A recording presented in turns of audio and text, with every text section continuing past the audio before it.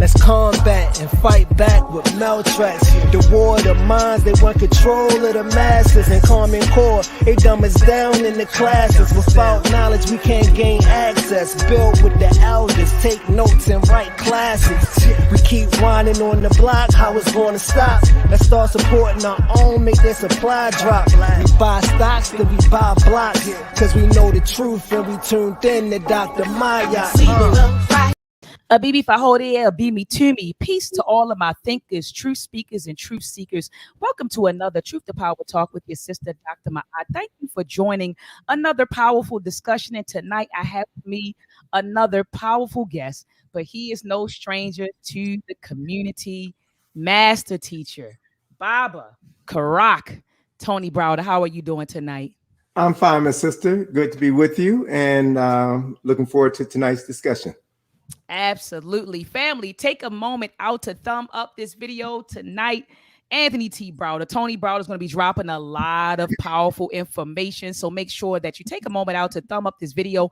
Also share this video. I know that some of you are watching on Facebook and other streaming platforms, but make sure that you share this video. Also, if you have not subscribed to my channel, be sure to head on over to YouTube, subscribe to my channel, hit the notification bell so that as soon as I go live, you will be notified. And your sister, Dr. Maat, doesn't go live, but maybe once or twice a week. So you don't have to worry about receiving a bunch of notifications from my channel. Also, family, I know that there's some people who you may have missed a Truth to Power discussion, right? And want to listen to it. So I've created a Truth to Power Talk playlist on my channel. I've brought on a lot of the greats. Baba Browder, he was on last year. Dr. Malefe Asante's been on. Dr. Wade Noble, Professor James Small, Dr. Kaba Kamene, Dr. Darity, Dr. Julianne Marvel, Baba Baruti, Mama Ya Baruti. So all of the greats have been on this platform. And also, family, join me on Sunday, each and every Sunday at 7 p.m. Eastern Standard Time for the Read Book Club. In fact, this Sunday we are starting our third book, The Myth and Propaganda of Black Buying Power by Dr. Jared Ball. Okay, so join us this Sunday. Again, this Sunday we'll be starting the book. We're going to discuss, I believe, the introduction in chapter 1. It's a really short book. It's only like 114 pages. And so we'll probably get through it pretty quickly. But we're going to discuss at least the first 20 pages of the book. So join me here this Sunday at 7 p.m. Eastern Standard Time. Baba, so let's get into it, family. I know you see the title. Why do we study Kemet? Is studying Kemet a waste of time? Is it a waste of time? And so I when I thought about this topic, I reached out to Baba Tony and I said, we need to really unpack this because there is a growing sentiment on social media. It's a movement saying that, look, we need to disconnect from Africa. We need to stop worrying about Kemet, stop studying Kemet. Even people are now coming up with derogatory names, calling us hoteps, laughing at us when we wear our ankhs, laughing at, the elders when they walk around with the big ankh. And it is really disrespectful, to be honest with you. It's really disrespectful at this point, but I felt the need to speak on it because, like I said, it's a lot of people who are gravitating to that nonsense. And so I reached out to Baba Tony and I said, Baba Tony, I think it would be great if we just talked about why do we study Kemet? Maybe these people don't understand why we study Kemet, why we adopt Kemetic names. Why do we travel to Kemet? And Baba, you travel there often. In fact, you have the Asa Hilliard restoration project going on. Could you talk about that project for a few moments, Baba? Sure. The Asa Restoration Project was established in 2008, the year after Dr. Hilliard passed in Egypt at a conference. Dr. Hilliard was my Jegna. Dr. Hilliard was the person who really put my foot on this path. He wrote the introduction to my first book, From the Browder File. He was always someone that I could pick up the phone and have a conversation with about anything, about history, about culture, about relationships, you name it. And I love the brother like a father. And his passing, his sudden passing hit me hard, it hit me deep. And one of the things that I've learned from my studies of African history and culture is the importance of honoring ancestors. And there is no better way to honor an ancestor then to name something after them, such that every time you speak that person's name, you're giving energy to their spirit, you're giving life to them. And I was presented with an opportunity in July of 2008 to meet Alina Pistakova, who had just discovered two 25th dynasty tombs on the west bank of Luxor, Egypt, had run out of money. And I made a commitment to raise funds to continue that archaeological research. And it just so happens that the area where she's excavating is an area on the west bank of Luxor known as South Asasif. Asasif is the name of the mountain range where the Valley of the Kings, the Valley of the Nobles, and the Valley of the Queens are located.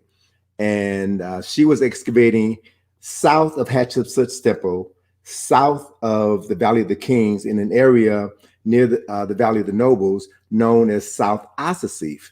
And so I looked at the spelling of the name of the mountains, Asasif, A-S-A-S-I-F, Asa, Asa, yeah, the Asa Restoration Project. So, I mean, the idea came to me. I kind of formulated my plan of implementing the process. And when I returned to the States, I went to Atlanta. I met with Dr. Hilliard's wife, Patsy, and his youngest son, Hakeem, shared my idea with them, received their blessings. Thus, on September the 21st, 2008, the Asa Restoration Project is born. So we are 13 years into this work. We are the first people of African ancestry in the history of Egyptian archaeology to fund and fully participate in an archaeological excavation. And the 13 years that I've spent at that site have radically transformed my understanding of Kemet, my understanding and appreciation of the Kushite presence in Kemet, as well as Kushite history and culture, and has given me a greater understanding of history and life and this thing that we call death. I now know from my own personal experiences, working in three 2,700-year-old tombs, looking at the architecture, looking at the literary text carved on the walls, and just being in that sacred space year after year after year after year for 13 years, I now am very clear that these people were very clear about the fact that there is no such thing as death. There is only life after life, or what they refer to in Kemet as the Rehemi-Mesu, the repetition of the birth. And if you look at Kemetic history, Nile Valley history, and African history in general, you'll see that this is a constant theme that runs through African culture. There is no death. The concept of death that we have hitched our wagon to is a concept that came to us via Judeo-Christian and Islamic religious fairy tales and folklore.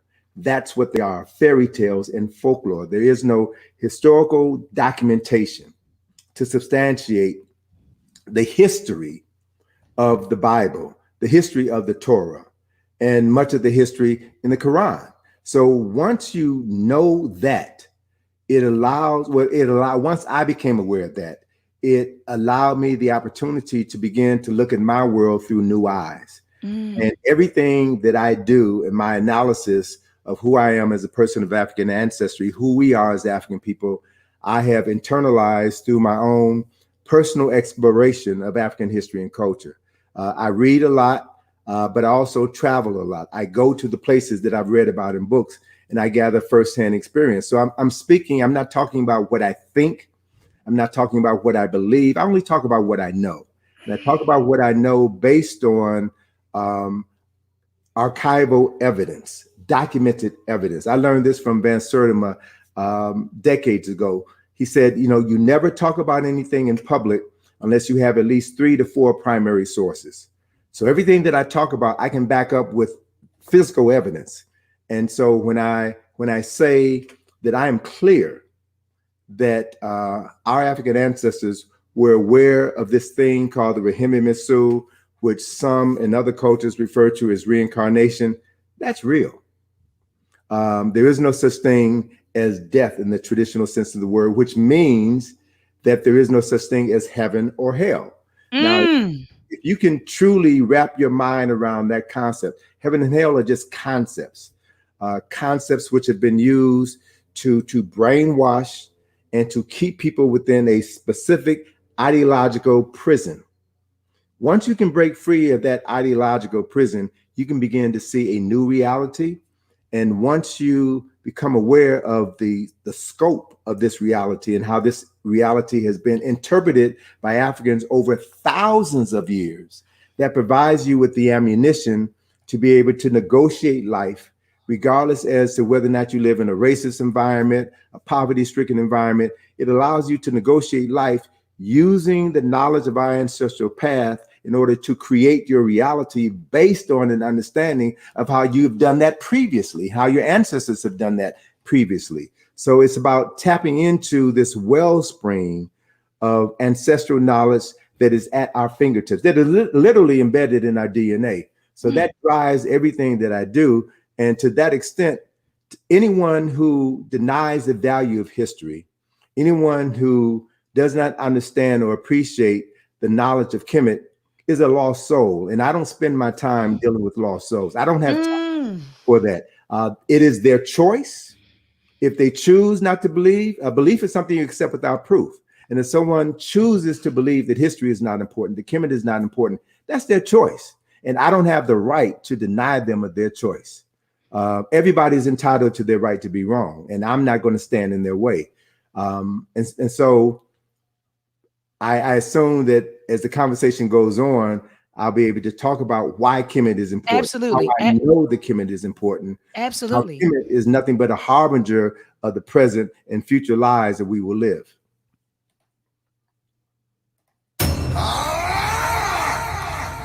Oh my goodness. Baba is heating up. Baba, you're heating up. I mean, it's just like mic drop. Like as soon as you finish, like mic drop. I mean, because really, I mean, just even what you just communicated or articulated to us.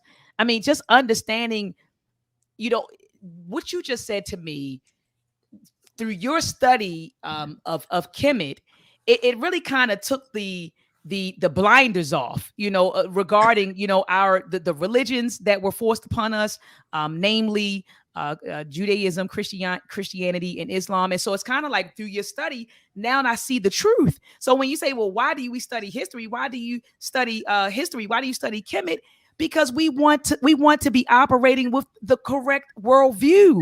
Because the worldview that we're operating, literally, most of us see the world through European lenses. And you said, no, I want to see the world through the lenses of my ancestors, not through the lenses of the people who, you know, who dominated and oppressed my ancestors. I want to see the world through my lenses. And so the African worldview.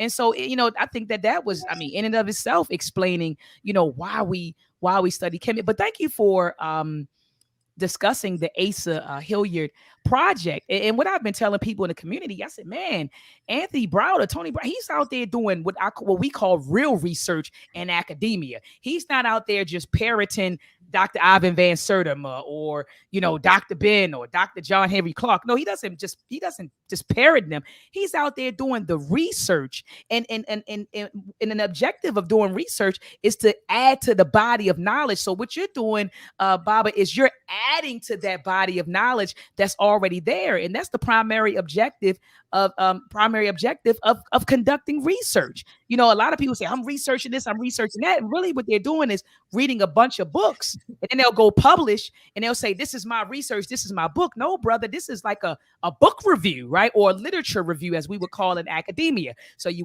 read 10 books, and then you produced your own book. No, in academia, we call that a review of literature. We don't call that research. And so you're doing research. How can we support the Asa Hilliard project, Baba? Well, the Asa Restoration Project was established 13 years ago as a nonprofit, a 501c3. My dream was to have our community make tax-deductible contributions to this project, such that all of the funds that we raise would allow us to uncover our own history. That was my goal. That has been my goal since day one, to get our people actively involved in financing our work in Egypt. Because as of 2019, there were 240 foreign archaeological missions in Egypt. We are the only African or African-American funded archaeological mission. The Polish are there, the French are there, the Germans are there, Scandinavians are there, the British are there, the Americans are there, you name it. Everybody is in Egypt. Everybody is there digging up our history, interpreting our history and culture through their own cultural lenses. And it's a quite skewed view of African history. So I felt compelled to be able to do my own research. As a matter of fact, it was Ivan Van Sertima. It was my first meeting of Dr. Van Sertima in 1977 that led to my that's when Dr. Van Sertima was talking about his first book, They Came Before Columbus. Mm. And in that book, he documented the fact that Africans from the Nile Valley built ships, navigated the Nile River, Mediterranean Sea, Atlantic Ocean, and began to have direct contacts with indigenous people in the Americas between 1200 and 600 BC. And that these Africans were from Egypt and the Egyptians were Black. This was the first time in my life that I ever heard anyone say that the Egyptians were Black. I'm 3 years out of college, 3 years out of Howard University. And Van Sertima is telling me information that challenged everything that I had ever learned in every school that I had gone to, all of the predominantly Black schools I attended in Chicago and Howard University. So I'm now beginning to realize that there exists this thing, which I now refer to as forbidden knowledge, information which has intentionally been withheld from us in order to keep us mentally enslaved. And once I understood the vastness of Van Sertima's comments, then I began the process of reading as much as I could. And then when the opportunity presented itself, I made my first trip to Egypt with Dr. Ben in 1980. And that trip changed my life. And upon returning to the DC area where I now lived, I began looking at how I could share this information with my community. I could share this information with those with the greatest need to know. And in February of 1982, I established my second business, my second company, IKG. So this coming February, this company will be 40 years old. I've been self-employed for the past 42 years. I've had the pleasure of not working for white folk or crazy Negroes for 42 years, using my own time and talent to make as much money as I wanted to do the things that I wanted to do. And I wanted to read and study African history and then travel to various conferences to meet the authors of the books that inspired me, and then to travel to the countries to read about the things that they wrote about. So I'll be going back to Egypt next month. This time next month, I'll be in Egypt. I'll be in Luxor. I'll be going back again in December for another study tour. And this year will make my 64th trip to Egypt within the past 41 years.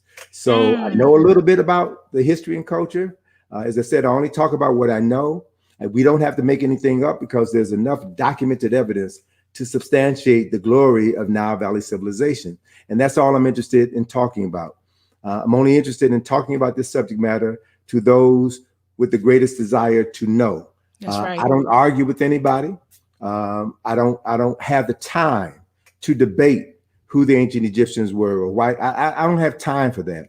I'm only interested at this point in my life in working with and connecting with people of like minds who are serious and who are committed to doing the work that needs to be done for the benefit of the generations who will come behind us and build a life on the legacy that we leave them. So at this point in my life, I just turned 70 in July. So at this point in my life, It's about legacy building.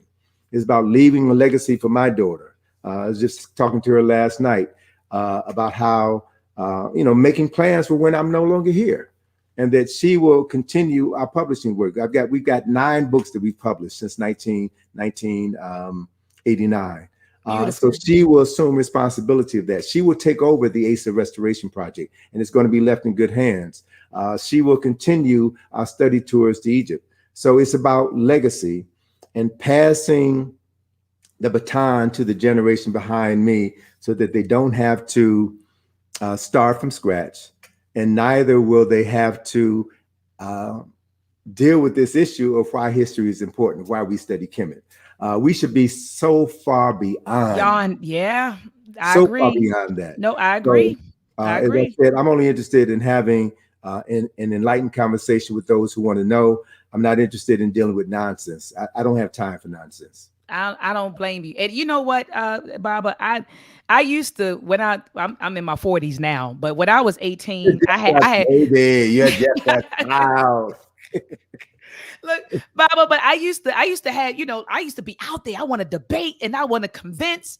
And I'm with you. Like it's just exhausting. It's like you could take that energy and put it somewhere else, rather than trying to convince and debate and argue with folks. You just take that energy. And like you said, I'm at a point, there's an African proverb that says, when the student is ready, the teacher will appear. Absolutely. And that's the point that I'm at. If you want, like you said, if you want the information, then then I'm here to give it to you. But otherwise, like you said, trying to convince people and beat them down and convince them, I'm beyond that. Now, Baba, I find it ironic that you have our folks running around here saying, well, we don't need to study Kemet. We don't worry about Kemet, and trying to detach from Kemet.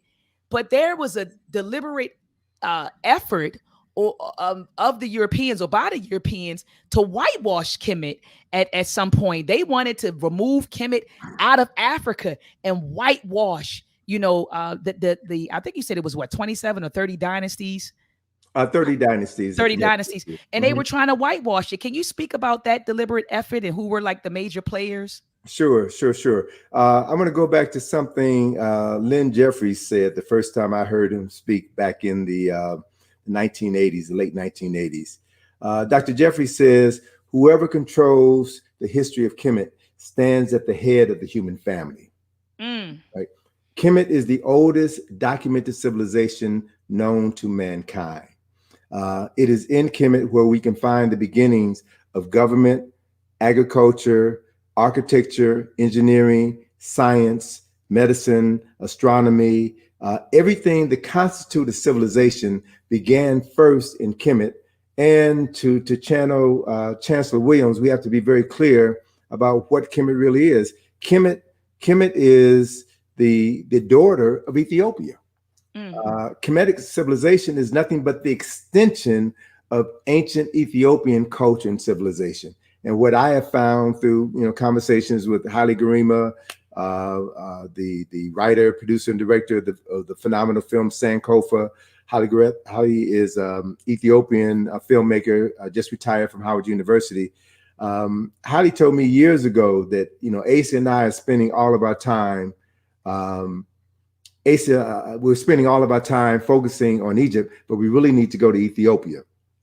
And what I found not too long after he made that statement is that the essence of Kemetic culture and civilization is rooted in the Assyrian drama, the story of Assar, Aset, and Heru.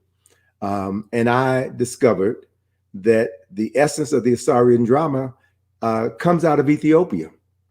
And it's at least 10,000 years old. So when I reached a point in my career where we have completed the first phase of the Asa Restoration Project, and we open our tombs to the public, that would take place in 2025. I want to be able to step back, turn the project over to my daughter, my colleague Derek McKnight, and Lena and her daughter, and begin to do some other research. I want to spend some time in Ethiopia because I know that's where the evidence is that will move everything to another level. Civilization in Ethiopia is more than likely the oldest civilization known to mankind, but scientists are not focusing on that because Ethiopia is unquestionably African. Egypt is questionable because of the fact that Egypt is controlled by Arabs who have only been in that part of the world since 648 AD. What Europeans, historians, and scholars have done is to literally remove Egypt out of Africa and place it somewhere in the Middle East. Prior to the 20th century, there was no such place as the Middle East. That geographic term was created in order to separate Egypt from Africa and African people from their own history and culture. So some of the major players who were involved in that were, give me a second. George Reisner of Harvard and Boston Museum of Fine Arts. James Henry Breasted was intricately involved in the falsification of Nile Valley history and culture. Breasted and Reisner were two of the foremost Egyptologists, American Egyptologists at the turn of the 20th century. Reisner was the first European of note to do any extensive excavations in Kush, modern day Sudan. And Reisner discovered the tomb of Taharka and several Kushite queens. He discovered, when he raided the tombs, some incredible architecture, incredible jewelry. And Reisner said that these artifacts that he found in Sudan, in Kush, were too meticulously detailed to have been created by Negroes. He inferred that Kushite civilization was not an African civilization. And it was James Henry Breasted who worked at the University of Chicago. It was James Henry Breasted in 1816 wrote a book called Ancient Times, which was a favorite book of John D. Rockefeller. John D. Rockefeller would read that book. It was a history book of the ancient world. And John D. Rockefeller was so enamored by that book that he would read it to his children every evening before bed. And Breasted, in one of the chapters in that book, described the ancient Egyptians as dark-skinned African people who are not unlike the Nubians who inhabit Upper Egypt. Rockefeller was the founder of the University of Chicago. As a matter of fact, the chapel there on the campus of the University of Chicago is called Rockefeller Chapel.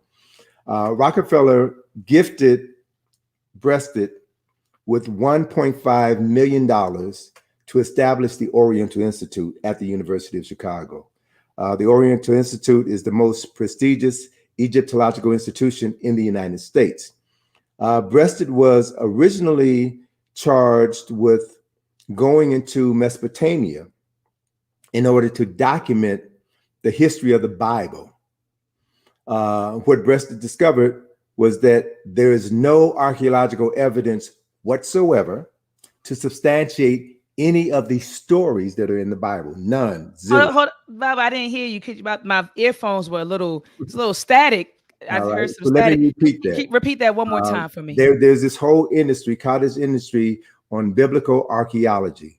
James Henry Breasted was financed by Rockefeller to spend time in Mesopotamia, specifically to document Mesopotamia as the origins of culture and civilization and the origins of the Bible.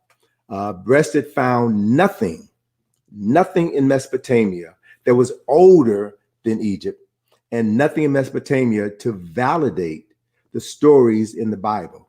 So then what happened next was for Breasted to redirect his attention on Egypt.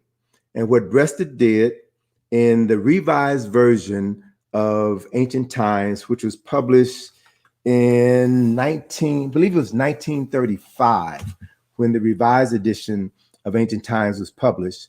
And we find that Breasted omitted all references to the Egyptians as dark-skinned Africans. He eliminated all of that content that he had in the 1916 version of Ancient Times. And then he added a new chapter in which he spoke about the history of the Great White Race. The Great White Race lived in southern and northern Europe and the northern part and northeastern part of Africa, the so-called Middle East.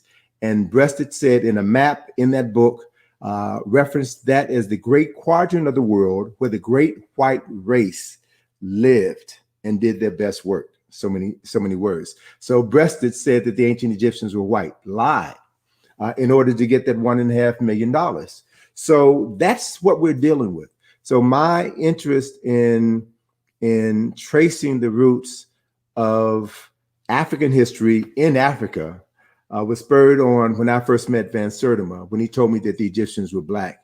And I realized then that I had been lied to all of my life by teachers, by publications, by movies, magazines. And I realized then that my life was too precious to leave in the hands of people who I could no longer trust. And I began reading and researching on my own and traveling. I've been to Egypt, 62 times already. As I said, I've been to Israel. I've been to many parts of the world to find for myself evidence for the things that I've read in many history books.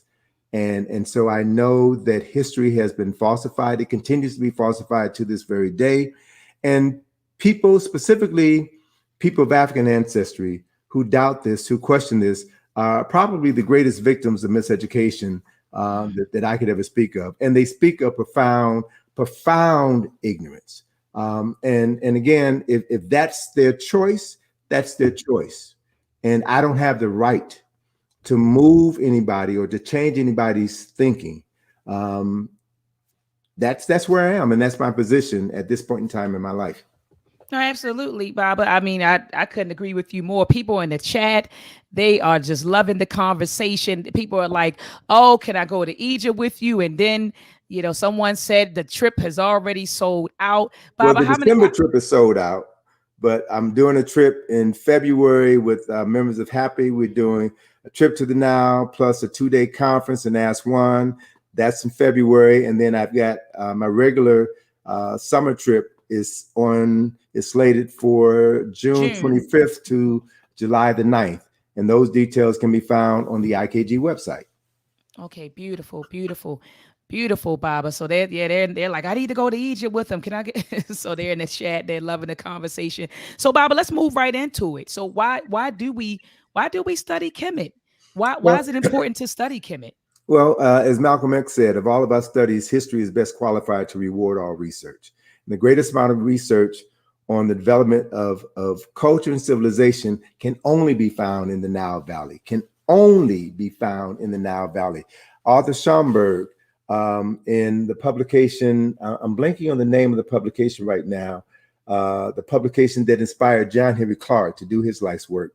Arthur Schomburg said that because of the fact that I'm paraphrasing now, the mind of the Negro has been erased as a result of slavery. And as a consequence of that erasure of our historical memory, we should become the greatest antiquarian of them all. We should be more interested in history than anybody else on this planet. And the mere fact that too many of our folk don't think history is important just speaks to the power of miseducation, the power of mental slavery. So one will find, looking at the historical records, as I stated previously, the history of Kemet is the history of the oldest documented civilization known to mankind.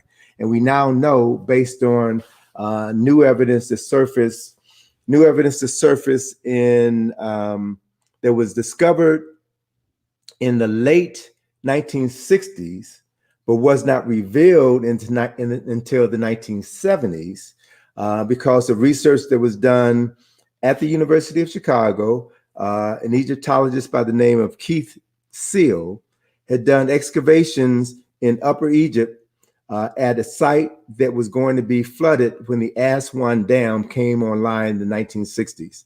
And they did excavations in an area just south of the Egyptian border in Sudan, and in an area known as Taseti, which the New York Times in the 1970s article stipulate when this information came out. Well, let me put it into context. So Keith Seal did diggings before this entire area was flooded by the waters from the Aswan Dam. And he found artifacts which substantiated the southern Nile Valley origins of ancient Kemet. And he set on that information. That information was stashed away at the Oriental Institute at the University of Chicago until Keith Seal died in an automobile accident. And his colleague who worked with him on that exhibition, his underling, Bruce Williams, then brought that information forward and presented it to the world.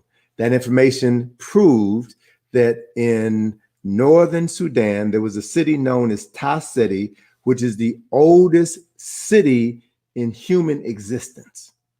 And that in a cemetery in near Taseti, a city known as Kusto, this was a cemetery where royalty was buried. They found an incense burner, and this Kusto incense burner is currently on display in the Oriental Institute at the University of Chicago. And this very small incense burner, which was used in certain rituals, had carved on it an image of a king in a royal boat. We know that he's a king because he's wearing a crown of Upper Egypt, the bulbous white crown. He's wearing a false beard, and he's holding a flail, one of the instruments that was held by royalty in Kemet.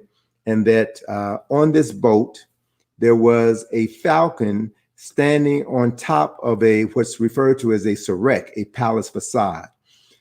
So this discovery rocked the Egyptological community because what it proved was evidence of Kemetic or ancient Egyptian culture and civilization had its origins in the south and migrated from the south, from Ethiopia, from Sudan into Egypt, where it flowered.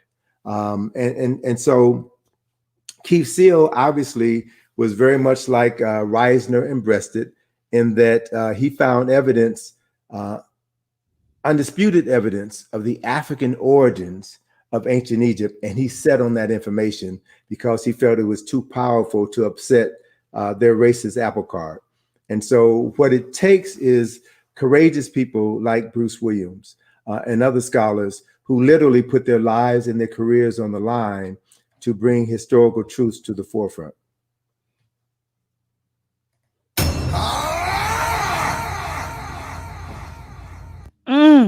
And Baba, so I mean, like I said, I think you just like hit the what they say, the hammer on the nail. Hit the nail on the head. The nail on the head. I mean, it's just like, oh my goodness. So like you said, why do we study chemistry? Shoot, the question should have been, why not?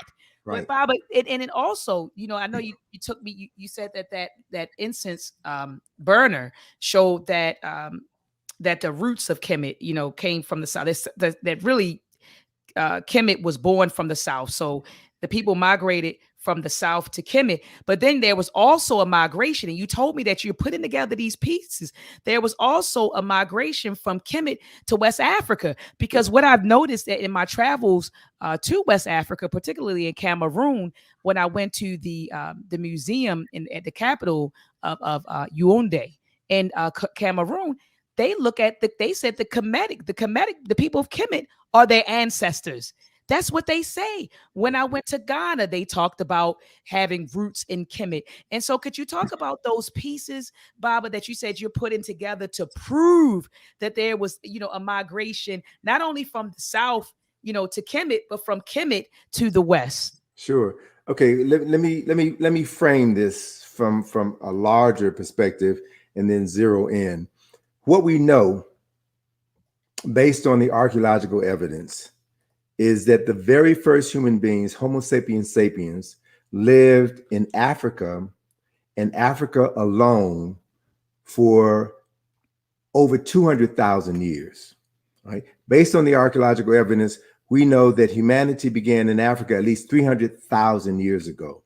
And if anyone listening to this interview is interested, they can go to the Smithsonian Museum of Natural History to see everything that I'm sharing with you right now. There is an exhibition in the David Koch Hall of Human Origins in the Smithsonian Museum of Natural History that lays all of this out. They stipulated in that exhibition that humanity began in Africa and Africa alone 200,000 years ago. Now, this exhibition is about 15 years old, and a lot of that information is outdated. So now paleontologists, anthropologists have moved the beginning of mankind back to 300,000 years ago. And what they state in this exhibition, that 60,000 years ago, a group of Africans in East Africa walked out of Africa into Asia, populating Asia. They also stipulated that 40,000 years ago, another group of Africans in East Africa walked into Western Asia and populated Western Asia. Western Asia is the landmass that we now refer to as Europe. So if you just process these two pieces of information, the first people in Asia were Africans, not Asians. And those people ultimately walked throughout Asia, crossed the Bering Strait, populated North America, Central America, South America, and every island in the Caribbean. So this is accepted knowledge on the origins and migration of humanity out of Africa. This is the out of Africa reality. It used to be called the theory, but this theory has been proven beyond a shadow of a doubt. The first human beings to live in Europe were not white people, Europeans, they were Africans. So if Africans were able to walk out of Africa into Asia and into the Americas and walked into Europe, then what could have stopped them from walking from the east coast of Africa to the west coast of Africa? What could have stopped them from building ships and navigating the lakes and rivers that connected the Nile River Valley to the Niger River Valley? Cheikh Anta Diop talked about the cultural unity of Africa, talked about this idea that all African people were connected to the same point of origin, and that the culture is connected, and that the culture is a culture of migrations. It was a colleague of Cheikh Anta Diop by the name of Abubakar Lam who wrote a book called Paths from the Nile. And in that book, Dr. Lam documented 6 migrations out of the Nile River Valley into the Niger River Valley, where ancient Egyptian priests literally took their cargo of knowledge out of the Nile Valley and brought it west with them, literally jump-starting culture, civilization with technologies that they brought into Ghana, into Senegal, into the Gambia, into Nigeria, Cameroon, Togo, Benin. And the last migration of these Africans out of the Nile Valley was into Mali. And so if you study the history of Mali, you'll find that the Dogons have a cosmology that so closely parallels the cosmology of the Nile Valley. Within West African culture and civilization, as you stated earlier, that their elders say that their ancestors came from the Nile Valley. Yes, in Cameroon, in Nigeria, in Ghana, in Senegal, in Mali. Their elders say that they came from the Nile Valley. So who are we to doubt these elders? We need to begin to do more primary research in West Africa. And so in 2016, at a conference that we had organized in Egypt, a conference where we brought together other 25th dynasty archaeologists so that we could showcase our discoveries in a public forum. Most people work in isolation, and very few people know what others are doing just right down the road from them. So we organized a conference. Actually, this was our second conference. The first was in 2012.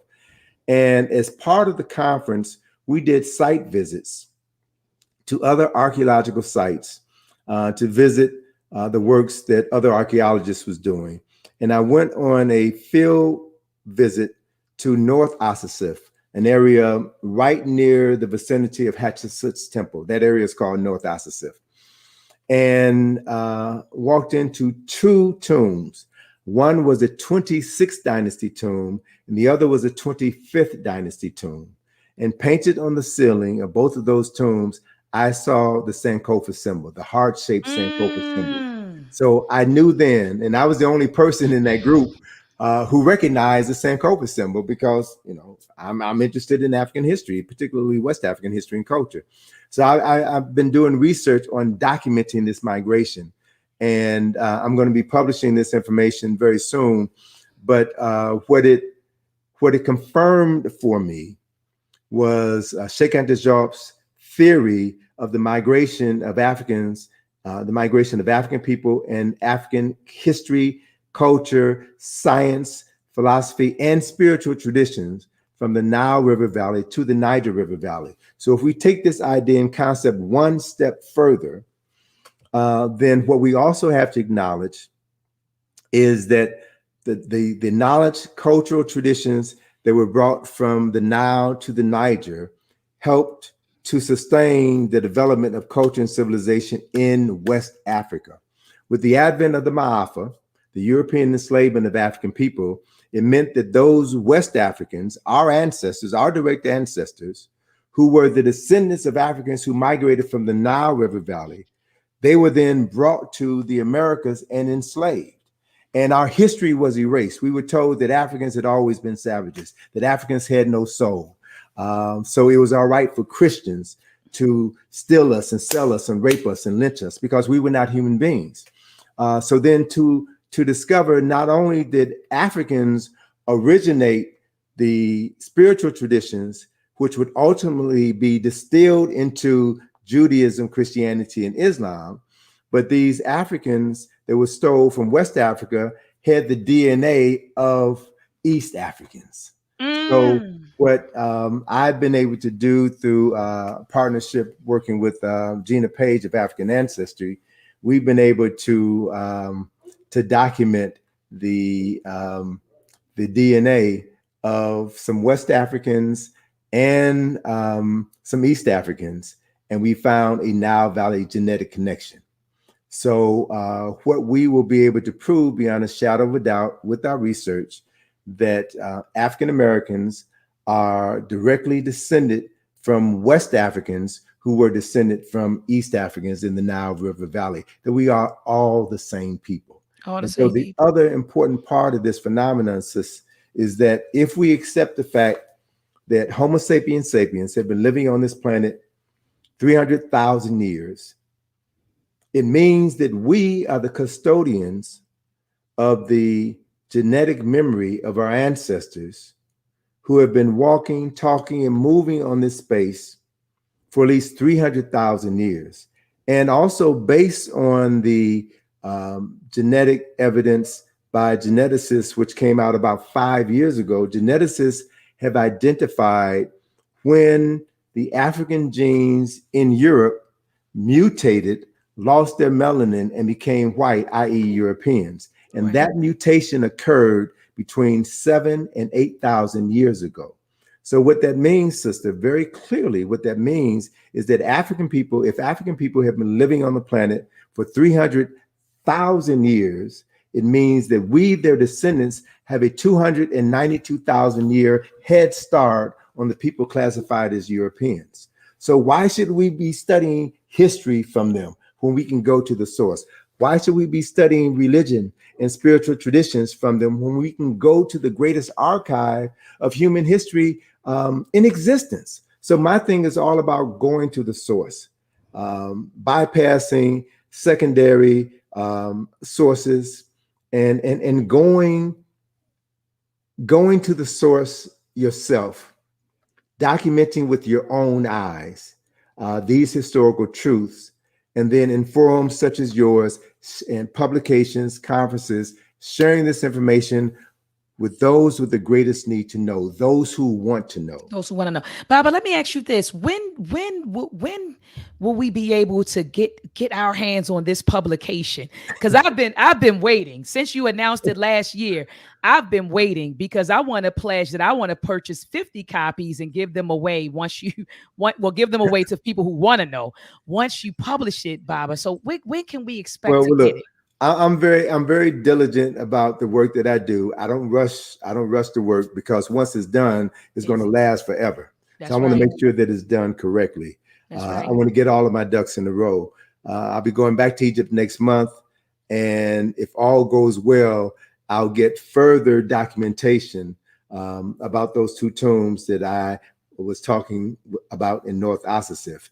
I'm in conversation with Africans, specifically in Ghana, who a couple of chiefs in Ghana, Khan chiefs in Ghana, who have shared with me their historical and ancestral stories about their ancestors having migrated to Ghana from Kemet, from the Nile Valley.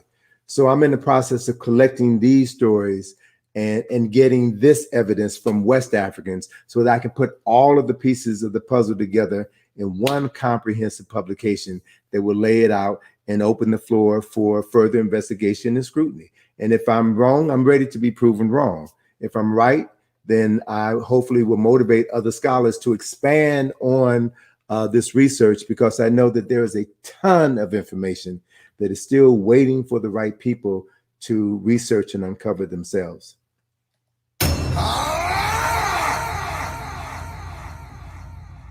Wow, but you dropped so many jewels tonight. I just want to do this really quickly. I always, as my mother would say, give people their flowers while they can smell them. Give people their flowers while they can smell them. So this is your website right here. Mm-hmm. And this is all I did was go to the, I Googled IKG and his website popped up. I clicked on donate, and there's different ways, family, that you can donate. It's over 100 people. It's like 111, 113 people watching this broadcast. Can you imagine if all of us said, let's just donate $10, to Baba Browder just to continue this research? Hold on 1 second. Let me amplify that. Oh, go ahead, amplify that, Baba. Why not donate $100? Well, I'm going to donate. I say donate $100 based on what I know. I know that the nature of the universe is to respond to our thoughts, to respond to our intention. So Black folk have no problem spending, $300. I understand Bruno Mars is coming to DC next month. Mm-hmm. Those tickets cost $300. Earth, Wind, and Fire is going to be at University of Maryland, Baltimore campus on Sunday, and those tickets range from $200 to $100. Black folk have no problems paying for things that they think are of value. That's right. I want folk to value our history and culture. That's and I right. want you to put a dollar amount on that value. Come on. And do that with the understanding that you are making a contribution to the history of your great-great-grandchildren. The work that we're doing will stand the test of time. And that the other reality is what you give, you receive. I mean, this line in the Bible about doing unto others as you would have them do unto you, or give unto others as you would have them give unto you, is real, because the nature of the universe is reciprocal. And when you give of yourself generously, you receive from the universe generously. And once we understand these concepts and ideas, we will know that the only thing that is stopping us from achieving greater heights of greatness is us. The only thing that stops us from doing more of this work is a poverty consciousness. We live in a universe of unlimited bounty, right? Unlimited bounty. And I'm saying this from my own personal experiences as a result of having been self-employed for 42 years. I know that I get out of life exactly what I put into life. I've demonstrated that. The work that we've done for the last 13 years with the Ace of Restoration Project, I have invested over $250,000 of my own money in this work to get us to where we are. And I have received incredible benefits from this investment. So I want those who are listening to see this as an investment, not just in the Ace of Restoration Project, but an investment in their children, their grandchildren, and their great-grandchildren, because what we are uncovering will change the history of the world. Ashe. And Baba, look, the family, look, I donated $100. So I donated. So, I believe, and you got to lead by example. Contribution. You'll get a tax letter from us at the end of the year, so you can write off your contribution. So it's free. It's free. It doesn't cost you anything. Can't be easier than that. Can't be easier than that. And so, family, I wouldn't ask you to do something that I'm not willing to do myself. And so you see that I donated. I don't know if you all can. Oops, I think my phone went out. My phone went out, but let me take it. Oh, can you all see? Oh man, you probably can't. Let me see if I cut this light off. Maybe you can see the Cash App. There we go. There we go. There you go. So you can see it, family. I donated, and I will continue to donate. And so please join me. I'm going to throw the Cash App in the chat. And so if you didn't see it while I had it on the screen, please be sure to Cash App. Mhm. Please be And sure Dr. to Cash Maat, App. the other thing we've done, is that we also have a portal on Amazon Smile. Everybody and their mama uses Amazon. But Yes. we have registered on Amazon Smile. They have a portal where they give 1% of every purchase on Amazon Smile goes to a designated charity or designated nonprofit. So IKG, the Ace of Restoration Project, is registered with Amazon Smile. So anything that you buy on Amazon, that you go through Amazon Smile to make your purchase, 1% of that purchase is donated by Amazon, Jeff Bezos, to the Ace of Restoration Project. Oh, so that's what I was looking at. I didn't understand it. The far right, it says, yep, Amazon Smile. Right. And you create a login and select IKG. And I order from Amazon 2-3 times a week. So like you said, just, 1% would come right to you. Exactly. 1% of the purchase. That's beautiful. Yep. So I'll make sure that I set that up as well. Okay, very good. So Baba, do you have any closing words? Hold on. Before you go, hold on. I gotta drop this. Gotta drop this for him. Hold on. Fire! Fire! Fire! Fire!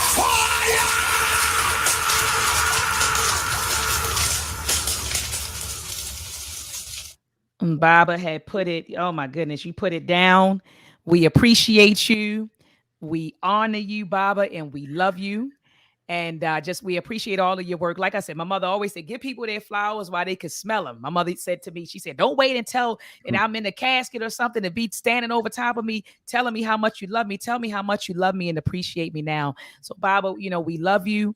We honor you. We appreciate you. And we thank you for all of your years of all of the work that you've put in. You've been doing this, you said, since you were 22. And you said that you're 70. So we looking at like 48 years of work. How many times have you been to Kemet? I think you told me 30 some odd times. No. 60 times. 62 times.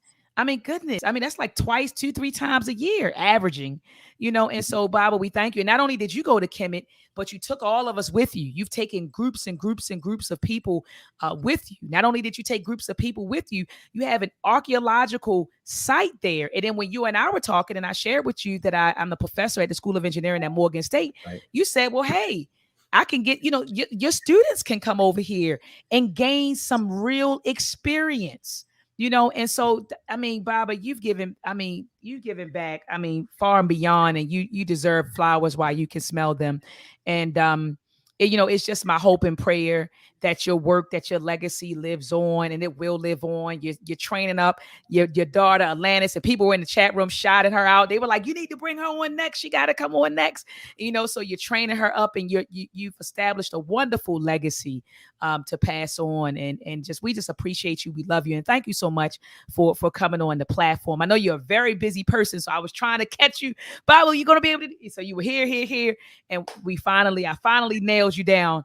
And you were able to come on. And so I just know you're a busy person, but I do appreciate you taking time out of your busy schedule to be with me and my listeners tonight. But Bob, do you have any closing words for the listening audience? Yeah, I do, my sister. And thank you so much for the platform and allowing me this opportunity to share with the wider community. Next Tuesday will be the 1-year anniversary of the passing of our dear sister Kemet, Dr. Patricia Newton. Yes. 7 weeks ago, this past Monday, we lost Brother Runoko Rashidi. And one of the things that I feel compelled to begin talking about in my talks, in my presentations, is the importance of health. We talk about history all the time, but if you don't have good health, you will become history.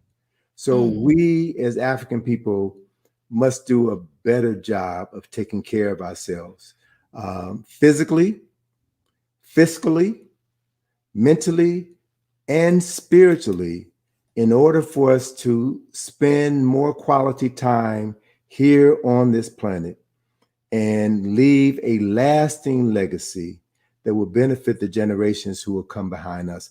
We've been burying too many of our people much too soon. And so we have to do a better job of making our health as important as our history, so that we can live fruitful and productive lives and model for the young people who are watching us how we can how we can be the best vessels through which the ancestors will express themselves. I mean, that's who we are. We are repositories of the genetic memory of all of our ancestors going back 300,000 years. And when we know that, we will view our bodies as a temple, as a shrine, and treat our bodies properly. And we will also cultivate our minds so that our minds and our bodies will be the best instruments that our ancestors can use in order to make their presence felt in the here and now. And that's the best thing that we can do as we live this life. Ashe, Ashe. I see you, Tahuti. Ashe-o. Thank you so much for those words, Baba. Give thanks. Family, join me back here tomorrow. Same time. I'll be going live at 8:00 p.m. I already announced who I was bringing on, but I'll announce it via Facebook and Instagram. All right. So join us back here. Same time, same place. Peace and Black Power. Let's combat and fight back with maltracks. The war of the minds, they want control of the masses. And Common Core, they dumb us down in the classes. Without knowledge, we can't gain access. Build with the elders, take notes and write classics. We keep whining on the block, how it's gonna stop? Let's start supporting our own, make their supply drop. We buy stocks, then we buy blocks. Cause we know the truth and we tuned in to Dr. Maat.